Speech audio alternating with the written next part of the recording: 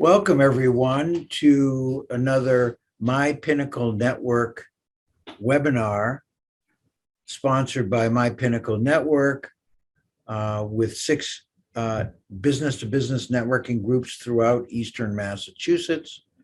This is also sponsored by South Shore Networking Professionals, who hold essentially quarterly in-person networking sessions throughout the South Shore. And it is also sponsored by Rockland Trust, who offer both branches and financial professionals who can come directly to you to solve your financial needs.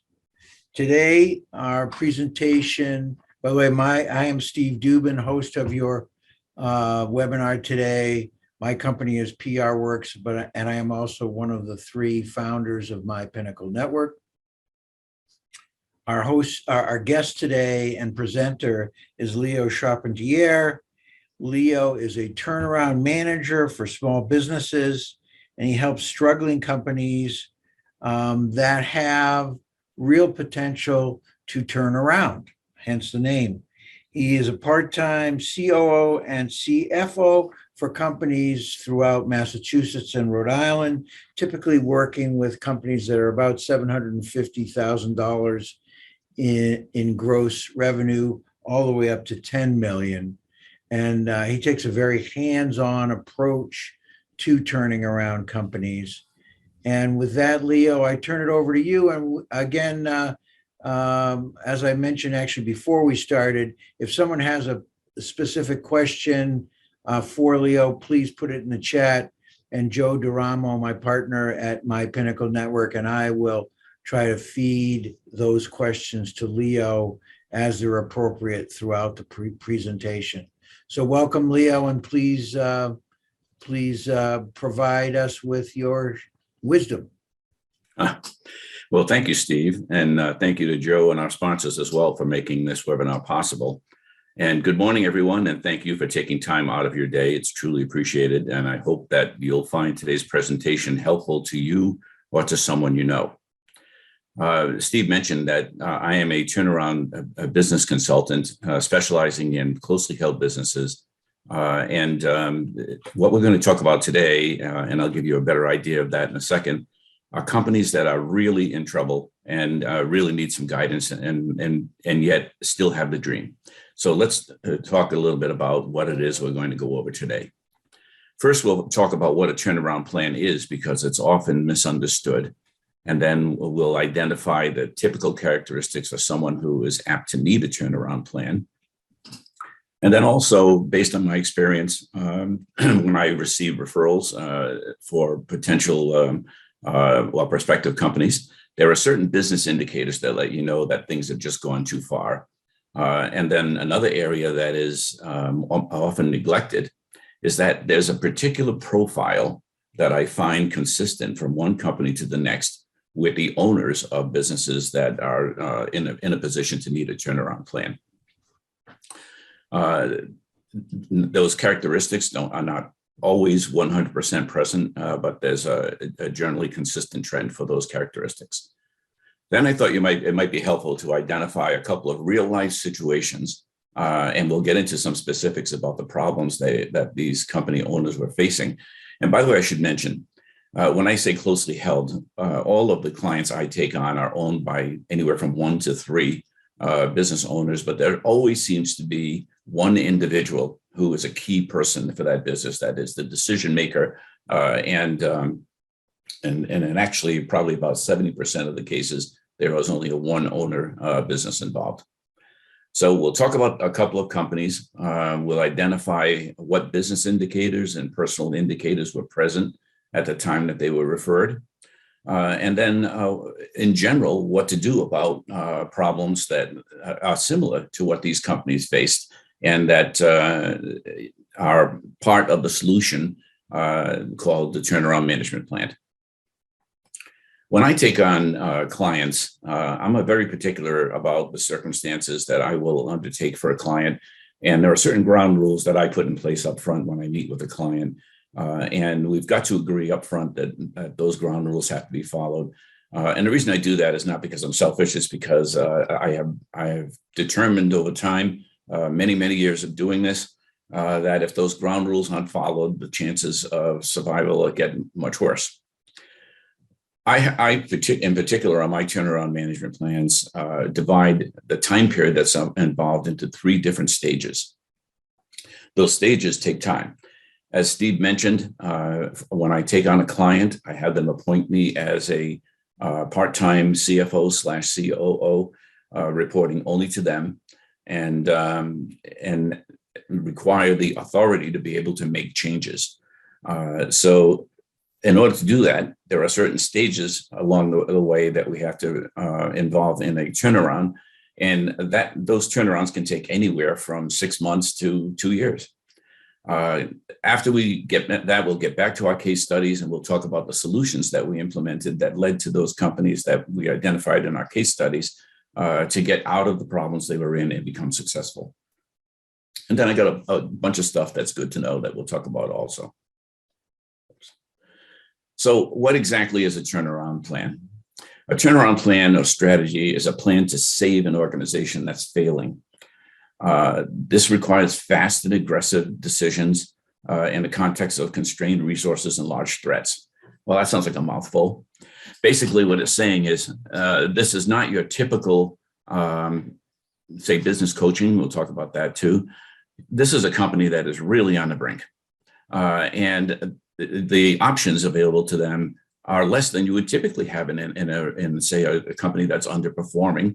The reason for that is because, credit lines have been shut off.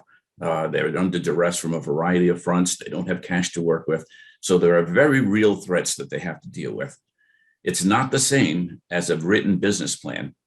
If we've all probably started off our businesses with a business plan, and we talk about, SWOT analysis, dealing with goals, strategies, projections, resources, opportunities, threats, and so on, all important. And that business plan should be a living instrument that we revisit from time to time. This is more like a down in the trenches series of action steps that are intended to ensure survival. We're not trying to prove a concept here. We're trying to make sure that the company is still there a month later. We want to prevent failure, create stability, and then finally get on the road to recovery. So I mentioned turnaround plan should not be confused with strategic planning or business coaching. That has a great place if you are a company that maybe has expertise in certain areas and you're lacking in others. Business coaching can be terrific for you. If you're someone looking to get the next level in your business, a strategic planning consultant can certainly be helpful. Companies in a variety of conditions really could utilize the help of a good business coach. That's not what this is about. Turnaround business plans are most often appropriate for companies that are under real financial distress or duress. And by the way, this is more common than you think. I think it's become a lot more visible to people with the effects of the pandemic. Everybody thinks about the effect that the pandemic had on the restaurant industry and real estate industry for a time, but it gets beyond that.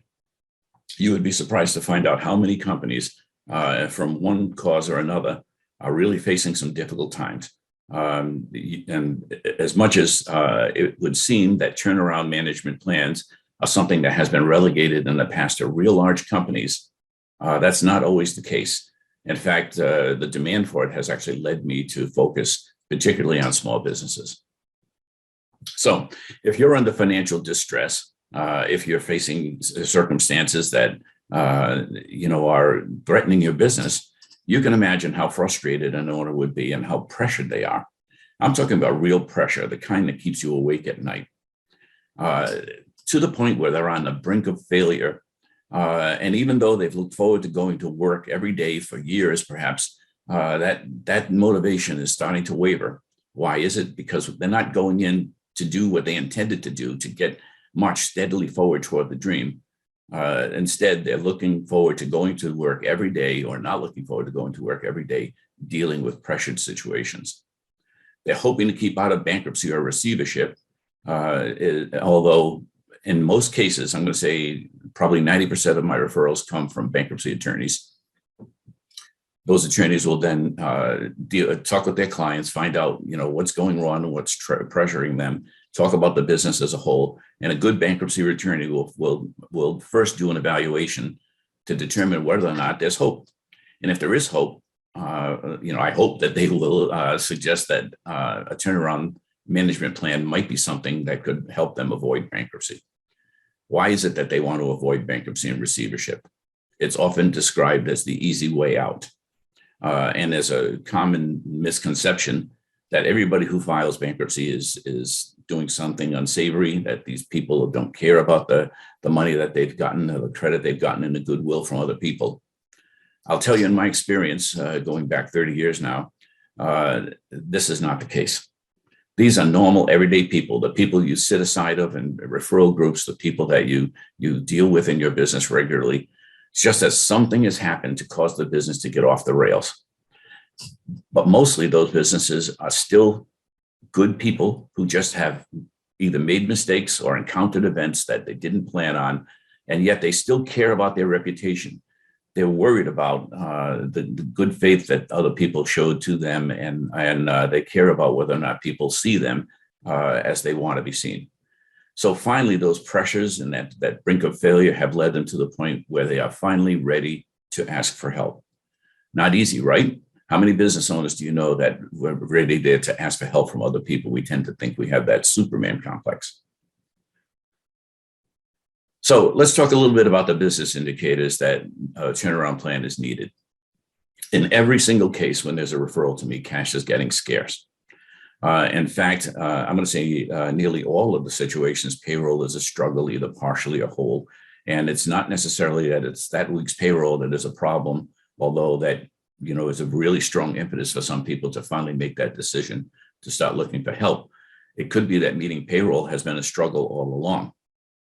Unfortunately, I also find that a lot of prospects have skipped payroll deposits. That is not a good situation.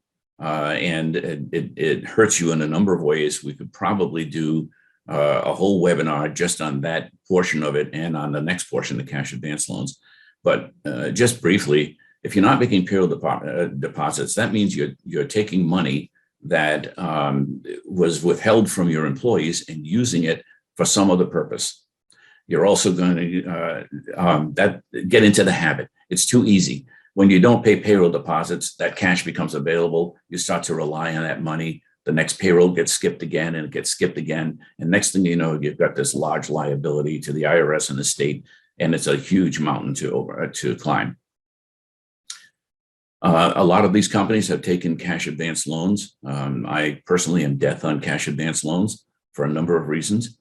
For those of you who may not be familiar with cash advance loans, they're not really loans according to cash advance lenders, but basically a typical situation is a desperate company owner is contacted usually with some type of email that they can receive $50,000 by selling future income. And it's only going to cost them $25,000 over a 6-month term. That's 100% interest, folks. But the worst part is that the way that loan is repaid is that the cash advance lender takes money through ACH payments directly out of your account every single working day. And if you're a retailer, usually 6 days. And they have that right. They take the first money that's in there, which causes you problems because now you've got even less cash to work with. And you may overdraft if you're not planning on it. And they also have recourse that in the event there is no money in there to take and you start to default on it, they also require all asset liens in many cases. And that involves sometimes enforcing it for those who sell B2B, for example, by contacting the people that owe you money and telling them to send the money to them as well, not necessarily stopping when the loan is repaid. So you can imagine if you're in a position where you're not making payroll regularly, you maybe are taking out cash advance loans, that you start getting behind on paying your regular monthly bills. What does that do? Well, that causes you to lose vendor credit. You get collection calls and threatening letters, lawsuits, everything that adds to the pressure. And by the way, you're not doing this in a vacuum. Employees are nervous. They start to wonder whether their jobs are going to be there a month from now. Typically you've got to marshal in and restore the belief that those employees have, or the faith they have in the company. One other characteristic I found is pretty common is that accounting records are often in poor condition or even missing. In fact, in our case studies, I'll talk about a pretty severe situation in that light. Personal indicators. When you deal with enough companies and turn around, you start to profile not only the businesses, but you profile the business owners to look for certain characteristics that you can address right off the bat. Typically, the business owners are always feeling overwhelmed. They're frustrated, but mostly they have a feeling that things are just out of their control. No matter what they do, it seems like they plug one leak, another leak happens. Then they try something they've done before, it doesn't work again. So they fall within themselves. They feel it's out of control. They're getting nervous, and they're starting to think that the future is made for them and they can't avoid it. They start isolating themselves. They avoid calls. This is particularly true with one of the impacts of the pandemic, right? What happened for everyone in the pandemic? Most people were working from home, at least for a time. Well, if you're a business owner who's having to constantly fight fires and is getting 20 calls a day for collections or unpleasant calls, or you're dealing with employees that are wondering about their jobs, you can avoid all that by working remotely. And that's a terrible thing to do, because when you're not accessible, everybody assumes the worst. So whether they're isolating themselves in a closed room or they're working from home and avoiding coming into the business, either way, it's going to exacerbate the problem. As I mentioned, they're fighting fires all the time. In fact, the days usually are consumed by fighting those fires rather than working productively in a business. All of that, weighs on them and damages the motivation that they have to try and make their business successful. Naturally, they become less confident about the decisions they make. Another characteristic that I find pretty common in businesses is that somewhere along the line, someone is a bottleneck. You can imagine that in many cases, it's the owner himself or herself, wearing too many hats, trying to do too many things. So first of all, even if they were not under pressure and they were not in a difficult situation, just the fact that they're wearing too many hats will lead to difficulties for their business, and they won't be operating optimally. Now, if you're wearing too many hats and you're a bottleneck to begin with, and you come in that morning and the first thing you've got to do is respond to a fire, deal with an unhappy employee who wants to know what the future holds, and getting collection calls or threatening letters when the mail comes in, that whole situation just gets worse. So that's one of the areas we've got to focus on when we start trying to turn around not only the business, but turn around the approach that the owner has in operating the business and managing his or her time. What they've done before doesn't work anymore. There's it's a too often used saying that you can't do things the same way and expect different results. Unfortunately, that's a pretty dominant characteristic for clients that are sent my way. So the owners are constantly distracted, as we mentioned. They're feeling anxiety. Oftentimes, they're losing sleep. They're creating tensions at home. They just want all of these problems to go away.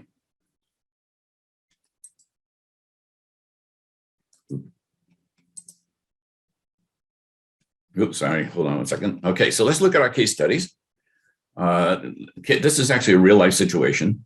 This was a client of mine several years ago. A long established 3-store specialty retailer with a very seasonal product line. Our business indicators in this case, 80% of the product was bought from 3 suppliers who were drastically limiting credit due to increasing delinquencies. Now, this company was selling about $3 million a year as I mentioned, a very seasonal short period. And can you imagine that 2.7 million of those, or 2.4 million of those sales were directly attributable to products purchased from these suppliers? Now, imagine if those suppliers lose faith in the business and they start eliminating credit altogether. What's going to happen to that business? So this is a serious threat, something that's got to be addressed. Key employees in this case were holding on to paychecks. They did that because they were loyal to the owner, had been long established employees, had worked there for years, who still believed that it could be turned around. And yet were, desperately looking for signs that that would happen. They were holding on to their paychecks so that others could be paid. Now, they were not agreeing not to be paid. They were just delaying it. And yet, if the situation isn't corrected, the likelihood of collecting that money gets dimmer. And eventually, it's going to erode that loyalty. There were 3 stores, as I mentioned. One of those stores was the newest store. It was a pet project of one of the owners. And yet, despite the insistence of that owner that it would become a profitable store, it really wasn't, and was a constant drag on cash. They had to put inventory in there. They had to do store renovations. They had to actually buy the site. A lot of things that were taking cash out of operations and actually causing some of the problems that they had. The workforce was disillusioned and had lost confidence in the owners. Rents got later and later, and finally were 60 days past due. The primary lender contacted me and was ready to pull the plug. But one thing they had going for them, well, 2 things really.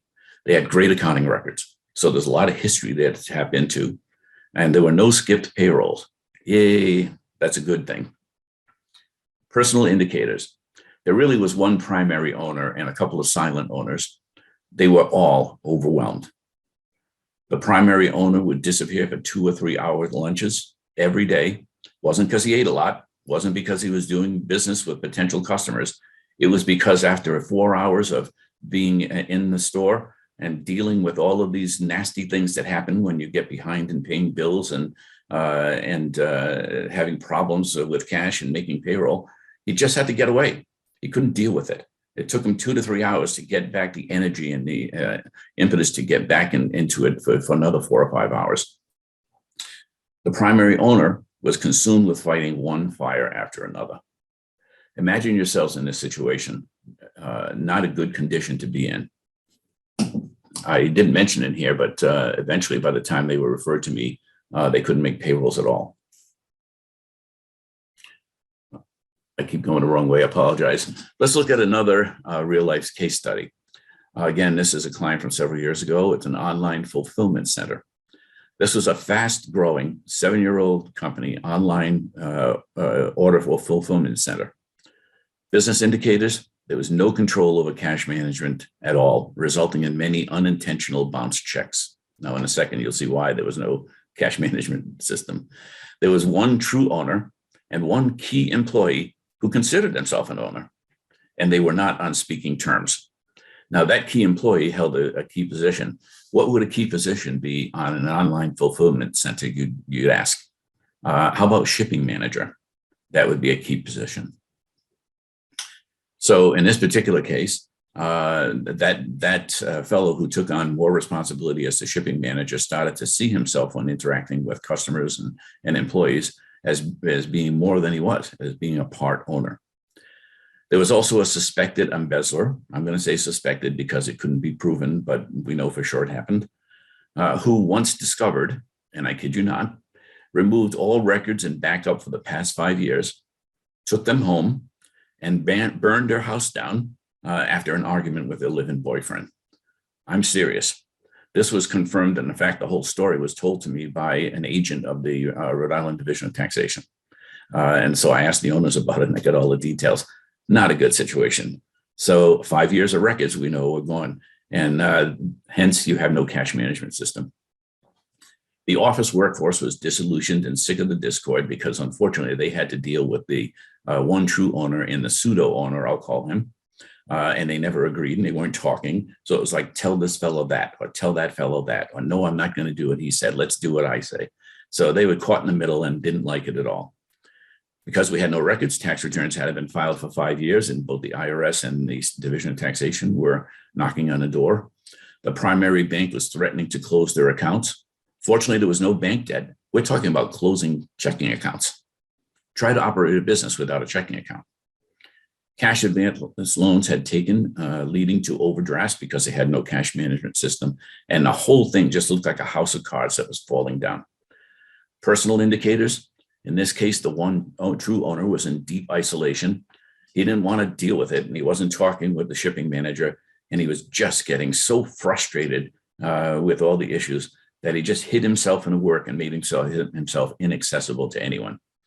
The owner was a serious bottleneck, by the way. He was wearing too many hats to begin with. So the fellow who's wearing the most hats is the most disgusted and hiding himself in work, not a prescription for success. So how do you make it go away? Well, for anyone experiencing these business and personal indicators, help is available. You're going to hear me when we go through the different stages of a turnaround management plan, describe the time that's involved in one of these plans. It's like, a difficult climb up a steep mountain. And I make sure in my initial meeting with a potential client, they understand that this is not going to happen quickly, but they don't have to go climb that mountain alone. As I mentioned, the great majority of the clients that I get are one-owner businesses. And those owners feel pretty isolated, and they don't have anyone to bounce any potential solutions or even to talk about the problems or get their motivation going. So one of the necessary steps, if you're a turnaround consultant like me, is to develop a rapport and a reliance on with that, for that business owner to be able to rely on you to help share the effort to climb that steep mountain. The first step in the process is to recognize and accept the need. Fortunately for me, most of my referrals come from bankruptcy attorneys, as I mentioned. Well, when you make an appointment with a bankruptcy attorney, you pretty much have accepted the need. And so, I'm very fortunate that has overcome the first problem, which is businesses don't recognize or are willing to accept the fact that they need some help from outside. The second step I tell my prospects is patience. This unwanted position didn't happen overnight. It will likely take months to fix it. A turnaround plan is not a magic wand. It's a very organized, flexible process. It takes a long time. Typically for me, I'm dedicating anywhere from 9 to 12 hours a week for three turnarounds at a time. And as I mentioned, those turnaround times take anywhere from 6 months, which is rare, and perhaps up to 2 years, with the average perhaps being about 18 months. So if a turnaround plan is such a huge undertaking, how do you accomplish it? Well, I often use this analogy. It's like trying to eat an elephant. You have to eat it one bite at a time. Now, usually I have a picture of this elephant standing sideways, and you can see the little bite out of his bottom as we attempt to eat that elephant. I probably used it too often, and you can imagine my elephant friend is getting a little upset with me. So what are my ground rules? Before I'll take on a client, I will meet with them for a couple of hours. And the first thing I do is listen. Someone told me that you had 2 ears and 1 mouth, better to use them in that proportion. So the first hour or so of my meeting with a potential client is to learn about, what's happened with their business, how they see, how they arrived at where they are, where they see the big pressures, why they think they need help, why they think it's still a good business. We talk about all of those things so I can learn about them. And then after we talk about my ground rules, I want business owners to be accountable. When I talk to a business owner and that first hour is a whole hour of blaming other people, it's not good. They've got to come, have come to the point where they recognize that they may not have been solely responsible for the problems they're in, but they are responsible for the business overall, and they've contributed to it in every case. So they've got to be accountable for it. They don't have to dwell on it, but they've got to recognize it. And they've got to recognize that it's going to be up to them, with a little help from me, to take on that whole turnaround. I'm not going to go in and replace an owner and completely take responsibility for turning around a plan. Can't do it. Most of these owners have to be there for 40, 50, even 60 hours a week. I'm there for 9 hours maybe. So it has to be on them. I'm going to guide them. I'm going to work with them. I'm going to think with them. I'm going to come up with a plan with them, and I'm going to help implement it. But they have to be accountable for the turnaround. Also, I tell them to be humble. That this is no time to be arrogant or stick to your guns on things that you've worked in the past. They've got to be humble and understand that they're only going to get out of a bad situation by working with others, and particularly with those who are affected by it. They've got to be open to change. We can't do things the same way. It's inevitable that we have to make changes. They have to be accessible. There's no more working at home. There's no more, hiding in an office. They've got to be accessible. When we're not refusing calls, In fact, the very first step that we do once I've gotten to learn a little bit more about the business in the first stage is we actually we open communication with everyone who's affected negatively by the condition of that company. We limit the voices. I don't want to help a company or a business owner get healthy again when I'm worried about whether their brother-in-law or their next door neighbor or someone that they've dealt with in the past is going to come up and say, that's not the way, I do it this way. We're going to come up with a plan, have a lot of people who are providing input into that plan and who are going to believe in it. And it can't be changed because someone else is a voice that the owner has heard. I insist on honesty at all times. I have an old saying that nobody likes bad surprises. And some are inevitable, but I want to know everything. I want to know where all the skeletons are hidden. I want to know everything. Recognize that it takes time, and we have to expect bumps along the way. In military terms, they say no military plan ever exists past the first engagement. And this is true when you're coming up with a turnaround plan. You've always got somebody decides that we're talked into a cooperative plan, or maybe they're better off taking a different step, or maybe one employee just won't buy into the program. You don't know. There are all kinds of things that can be bumps along the way, and we've got to be flexible, and we've got to be able to or be willing to deal with those bumps. Just because you started a turnaround plan doesn't mean that all your troubles go away. Now, in the typical business plan that I put together, or a turnaround plan rather, it involves establishing some goodwill and some contribution from all of the affected parties, whether that's the bank, other lenders, creditors in general, employees. Everybody is going to be asked to make some sacrifice, and hopefully will establish some belief on their part that the situation can be turned around. And that a lot of them are going to go the extra yard to help the business owner. You can't take that for granted. I want my business owners to be grateful for the people that work with them. There will be pain. I want them to bite the bullet and move on. So what are the typical steps for most turnaround plans? Well, the first step that usually takes 1 to 2 months is what we call triage. The first step in that process is collect the retainer. So that might sound a little like self-interest. I apologize, but actually it isn't. It serves another purpose. Remember who we're dealing with. We're dealing with the owner of a business who has no cash, who's worried about making payroll, who's getting threatening letters from lawyers and creditors and vendors and collection calls and so on. They're under pressure. And yet the first thing I'm saying to them is, if you want me to help you, you've got to give me a retainer. It's a small retainer. I set my retainer so that they're practical for my clients. But the key thing is, it really accomplishes 2 things. First, it's a commitment by that owner. It's getting them to acknowledge that the ground rules have to be followed, and that they're willing to go forward in this direction and commit the time, which, as I mentioned, is an average of 18 months. I want them to be committed with this.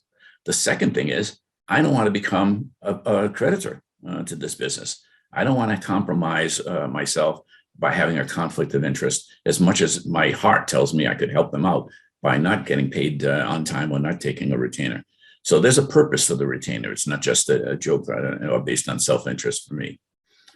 The first 2 weeks in most clients I spend observing. I identify and address critical pressures, find out where the bleeding is happening. Why? Because we've got to stop the bleeding. We also, in that first 2 weeks, try to identify the low-hanging fruit so that we can find and pick it. We've got to create cash. If my first job, and let's say when I show up Monday for a client, is that they're not sure they can make payroll on Thursday, what's the first priority?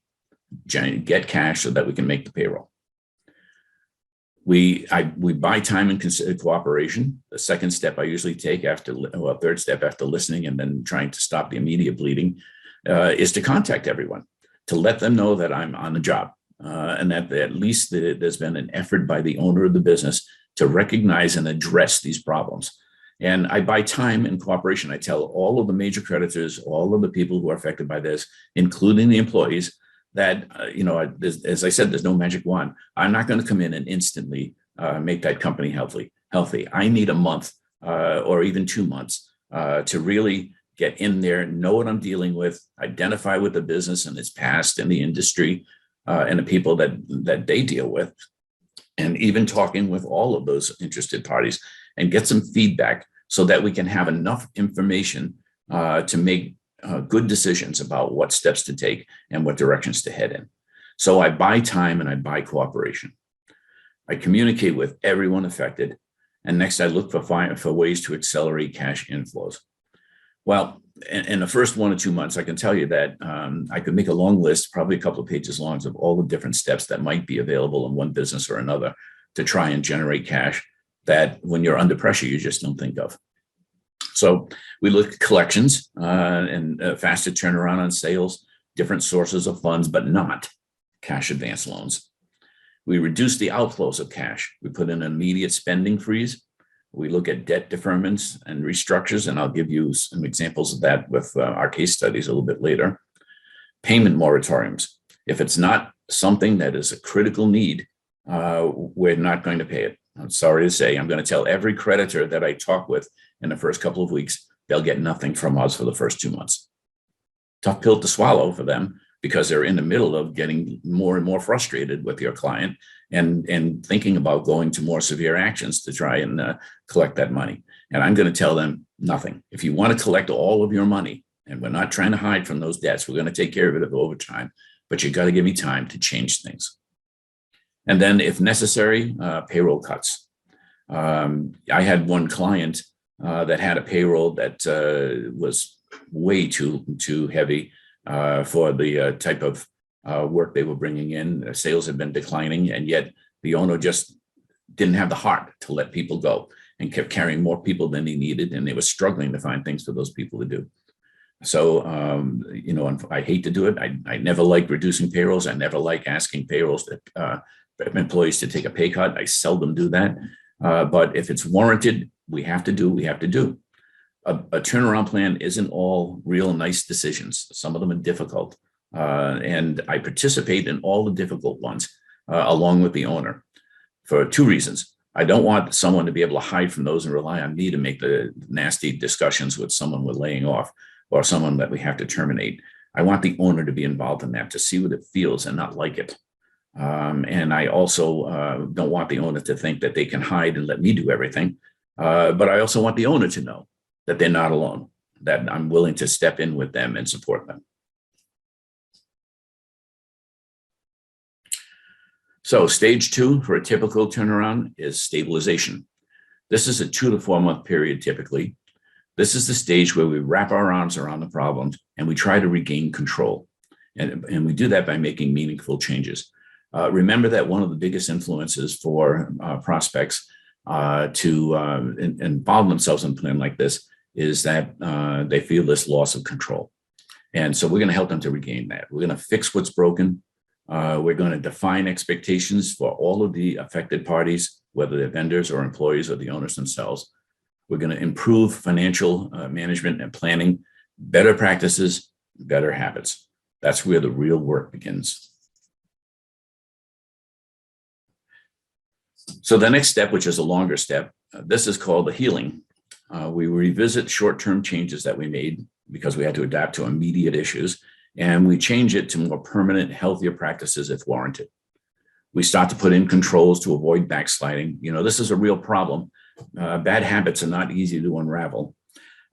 So one thing you've got to do when I get a client that's say into their 15th month or 16th month, things are going a little better, the cash is there, they're not worrying about the same problems they had, 15 months before.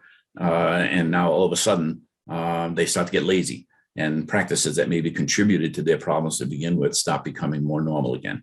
I don't want that happening. So we put controls in place to identify first of all, and then to avoid backsliding. We rekindle those business relationships that were harmed by the conditions that the company was in when you took them on. At this point, hopefully, the turnaround plan has been successful. All the people who contributed to it, I want them to feel a part of that new success. And as a result, I'm going to ask them to go the next step, to start to rebuild credit lines, to start to rebuild relationships with your client. I create support systems. We change the thinking from survival to endurance. We also create a new and adaptable and sustained normal. And I tell my clients, don't forget, when we get to this stage, don't forget to say thank you to those who helped. So let's revisit our case studies. Our retailer number one, remember, long-established 3-store chain with the too high a concentration in suppliers, the key employees not making payroll, the newest store, all that stuff, and the personal indicators. So let's see how we address this. So what we did about it, and when I say we, it's the business owner and me, we discounted and sold slow-moving inventory to generate cash. We involved key suppliers in better, faster turnaround product choices. You know, one thing, if you've got key suppliers, they generally supply a lot of other people besides you. And so they have information that you can utilize. Find out which of their products that you may not even be buying that have a history in your demographics of selling and that had a quicker turnaround. That also leads them to be able to offer shorter terms, payment terms, and for you to meet them. We packaged existing debt to suppliers into 2-year seasonal amortization plans. That's a debt deferment. Remember, I mentioned that this particular retailer was highly seasonal. So there was going to come a point in the year where they just simply couldn't make any payments on any debt that was existing at that time. So we put a wall up, and we said anything that happened before that wall, we've got to separate into 2-year seasonally adjusted amortization plans. And then we're going to start anew from that next point with either very limited or different product lines from that supplier. So we agreed to limit credit lines with net 15-day terms. We diversified the product lines. We brought new creditors. We actually changed the mix when we were done from being 80% with the suppliers, the key suppliers, to somewhere around 55%, which is a lot more tenable. We involved input, and by the way, those new creditors were now on net 30-day terms. Involved input of all employees to buy into the plan. We expanded the product service offerings that were prepaid by customers. When you're offering a service, you don't generally, especially if it's into retailer, since it's consumers, you don't have to delay the payment. You collect the money up front, instant cash. We also closed the newest store to relieve the drag on cash, and we did it quickly. And also we evaluated the actual locations, the 2 remaining locations. Turns out the owner and 2 of the silent owners were pack rats. They had tons of stuff in there, some business related, some not. In one case, we actually reduced the size of the rentable space to about 40% of what it was before. And as a result of reducing that space and getting rid of all that junk, we actually renegotiated the rent and cut the rent expense every month in half. We replaced the 2 or 3 getaway from it all lunches with dedicated, uninterrupted planning sessions between me and the owner and key employees. One thing we also did, by the way, I didn't put in here, is that to address the seasonality, we also identified a service line that could be placed year round so that we develop some cash flow during the slow season. Okay, so here's our second one, the online fulfillment center. You remember that we had the pseudo owner, poor cash management. We had the suspected embezzle bookkeeper who burned our house down, and so on. So not a good situation. So what we did about it, first of all, we discounted and sold slow-moving inventory. Oop, wrong one, sorry. I don't know why I keep going the wrong direction here. We began to gather source documents and forensically reconstructed 5 years of accounting records and brought tax filings up to date. Now, that wasn't done instantly. That took about 4 to 5 months of work on my part and with their CPA to do all that. We hired a good bookkeeper. I unsuccessfully mediated disputes between the owner and the pseudo owner. Tried my best, got everybody to agree and everybody to work together. And then right away, the pseudo owner balked and decided that he didn't want to do that. The result, unfortunately, is that we terminated the pseudo owner and all those who were loyal to him. Tough decisions, but you have to do them. We immediately established a tight cash management system, opened discussions with the nervous bank and creditors. We established a healthier office atmosphere, designated a capable person to limit the bottleneck issues, really took the most capable person who worked there and said, you're no longer going to do what you're doing. You're going to shadow the owner and you're going to do everything that owner can't get to. And it worked tremendously. We were very, very fortunate. We picked a tremendous person who was really leaped into that role. We improved shipping turnaround because the pseudo owner wasn't happy with the actual owner. He was intentionally slowing shipments, which were creating problems for them. We put in a new system, expanded the area, made things more professional with policies and procedures in place, and improved the shipping turnaround by almost 50%. Also, as a result of that, the quality control improved as well. We reinvigorated the owner, who relished a more hands-on role once the disgruntled pseudo owner departed, and we improved order processing, customer service, and related operations. I should mention that the case study, the retailer is still inactive. In fact, is actually debt-free except for current obligations. So except for current payables, that company is profitable and debt-free. In this particular situation, this turnaround was rather quick. Talk about altogether, it took about maybe 14 to 15 months to actually define they're out of the woods. And this company was originally around $2.5 million. They're going to close on around maybe between $6 and $7 million this year. Highly profitable, and everything is running smoothly. This was a real fortunate success story that I'm happy to say I participated in. So stuff that's good to know. Not all turnaround plans are successful. It's nice. I gave you some nice situations. It's actually typical of those that have worked. But I've also had a couple of situations where it just couldn't work. I had a company recently that had two owners that were brothers. And even though we were on our way to getting a little bit better, the two brothers had an argument one day and decided the other could have the business. And they both left for parts unknown, haven't heard from them since. You never know. But if you or someone you know is thinking about a turnaround plan, my advice is sooner is better than later. Procrastination is not your friend. The longer you go, the worse it gets. Flexibility and pivoting are the norm. It takes effort and commitment. And you have to engage your employees and your creditors in the process of recovery. You have to make them participants. It's good not only for the immediate issues, it's good for the long-term prospects of your business. Be accountable, but don't dwell on it. And then patience, and then more patience. In most cases, a turnaround can be done. So that's what I've got for you today. I'm sure if we have questions, I'd be happy to take them. Thank you so much for listening.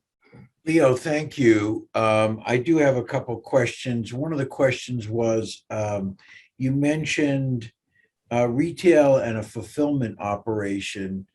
Do you also see turnarounds in other niche industries, manufacturing and professional services as examples? Thank you. Yes, good question. And yes, actually, most of my clients, believe it or not, are manufacturers. So I do have manufacturers. I also have done waste disposal. I've done services. One was well, it got out pretty quickly, but it was a computer consultant, for lack of a better term. For some reason, an actual term he uses escapes me. Managed services company. There you go. All right, and then I had another company that like on the manufacturers of box retailing, a paper goods company, company that was in the construction field. So it's a wide variety. You know, these type of problems, as I mentioned when I was talking about restaurants, they're not relegated to one particular industry. They're really across the board. Okay. And then one of the specific questions from a marketing professional was, do you address issues with marketing and sales processes during a turnaround? In most cases, you have to. And, you know, I consider myself knowledgeable about marketing and sales to a certain degree, but that's not my primary skill set. And so I will bring in other people whose profession better addresses that than I do. So it almost involves a lot of different parties in a successful turnaround. I know a lot about insurance, but I'm not an insurance broker. So I bring in insurance people. I know because insurance is usually something that was an afterthought for most of these businesses. Marketing, computer technology, online website development, all of these things, these are all skill sets that I want to bring into the picture as part of that turnaround. legal, a whole bunch of areas. Okay. And next steps, if anyone on this Zoom either is personally in need of turnaround services or they know of someone who is, I know that you're very busy and it's a challenge. What do you recommend they do in terms of finding appropriate resources like yourself? Boy, that was one of those questions I was hoping wouldn't come up, Steve. I know turnaround consultants that do what I do, but they do it usually for much larger companies. I'm rather, please don't tell anyone, I'm rather inexpensive when it comes to this because I'm an older guy and I'm more concerned now with helping companies that are in these positions. Doesn't mean I do it for nothing, but I try and help out. Most turnaround management firms are much larger, deal with larger size companies, and they tend to be expensive. The first step in the process is talk to your attorney, someone that you trust. They have a lot of resources that go beyond me. I don't really have other turnaround management consultants that work with the size clients that I work with. In fact, if you know someone, please tell me, because I definitely have other assignments that I'm not able to take on. Right now I can handle 3 clients rather at a time, but I also advise the companies that I've handled before on an ongoing basis on either bi-monthly or quarterly meetings to try, or as needed for one project or another from time to time. And I just can't squeeze many more hours right now. Although I do have 2 situations that are at the tail end of their turnaround. In fact, they're pretty much there. So I will have some time in the future, I hope. So I don't know if I answered your question, but I really don't know of anyone that does what I do. Well, so in a general category, Leo, if they were to reach out to, you mentioned their attorney, but are there organizations like Smaller Business Association or SCORE or Chambers of Commerce or the Attorney General's office? Is there any sort of general reference that people could reach out to potentially find other resources? I think SCORE is definitely a good resource for many companies. I'm trying to think of the name. There's another group that is a quasi-government entity, Polaris. If you haven't heard Polaris or SEED, and may also be able to help you, those are organizations that can refer you to others. I think if you go to Polaris and you'd say, I've got a problem and I need some help, they will actually do a study for you that will help you to identify the most critical areas that you need help with and give you some potential solutions. They're good resources for that.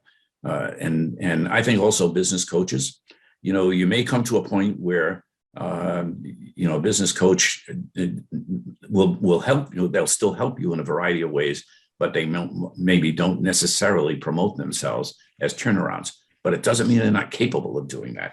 And they probably may be doing turnarounds without even considering them turnarounds. They have expertise in a wide variety of areas and can certainly be of help. If you can't get a turnaround management specialist, the next best step is to get a good business coach that can help you along the way. It's in some cases, I'm willing to bet that business coaches are a lot more turnaround managers than they think they are. So that would be my advice. Okay, Leo, thank you so much. And there was good advice about if the books aren't looking good, take them home and burn your house. Yeah. Seemed to be the solution in this case. Yeah. Well, thank you so much for your time, your insight. To those who are listening, we will be sending out this recording so that you can have it for further thought. We'll also be sending it out, Leo, to those who were signed up for this who were not able to make it. So thank you so much for your time, and everybody who participated today. We appreciate you joining us. We will keep you informed of other upcoming webinars that occur month to month. And Leo, again, greatly appreciate your time. Well, thanks, everyone. Thank you, Steve. Okay. Take care, Thanks, everybody. Thank you.